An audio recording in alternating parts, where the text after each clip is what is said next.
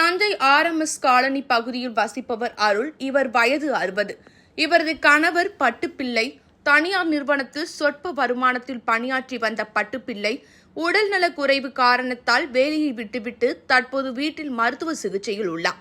பிள்ளைகளும் சரிவர கவனிக்கவில்லை என்பதாலும் கணவரும் உடல் நலம் குன்றி வீட்டிலேயே இருப்பதாலும் அன்றாட உணவு மற்றும் கணவரின் மாதாந்திர மாத்திரை மருந்து செலவுகளுக்கு கூட பணமின்றி திண்டாடி வந்த மனைவி அருள் வீட்டில் உள்ள நகைகள் பொருட்களை அடகு வைத்தும் விற்றும் செலவுகளை சமாளித்து வந்துள்ளார். மேலும் தனது தள்ளாத வயதிலும் ஒரு சில வீடுகளில் வீட்டு வேலை செய்து குடும்ப செலவுகளை சமாளித்தும் வந்துள்ளார்.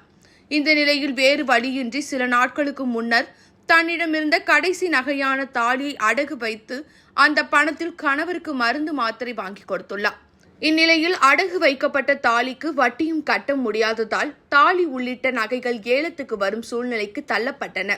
அந்த வயதான தம்பதியினர் ஒரு காலத்தில் சிறப்பாக வாழ்ந்த குடும்பம் இன்று தாலி உள்ளிட்ட எல்லா நகைகளையும் அடகு வைத்து மருந்து மற்றும் அன்றாடம் பால் வாங்கும் நிலைக்கு வந்துவிட்டதை எண்ணியும் வட்டி கூட கட்ட இயலாமல் தற்போது அந்த தாலியும் ஏலத்தில் மூழ்கப் போவதை எண்ணி கணவனும் மனைவியும் கண்ணீருடன் கடவுளிடம் புலம்பி வந்துள்ளனர். இந்த நிலையில் இவரது பரிதாப நிலையை பற்றி கேள்விப்பட்ட ஜோதி அறக்கட்டளை என்ற தனியார் தொண்டு நிறுவனம் மூதாட்டியின் தாலியை அடகு கடையில் இருந்து மீட்டு கொடுத்ததுடன் அந்த குடும்பத்துக்கு அரிசி மூட்டை, காய்கறிகள், மளிகை பொருட்கள், கணவர் பட்டுப்பிள்ளைக்கு தேவையான மருந்து மாத்திரைகளை விலையில்லாமல் வழங்கி அந்த குடும்பத்தாரை கண்கலங்க வைத்தனர்.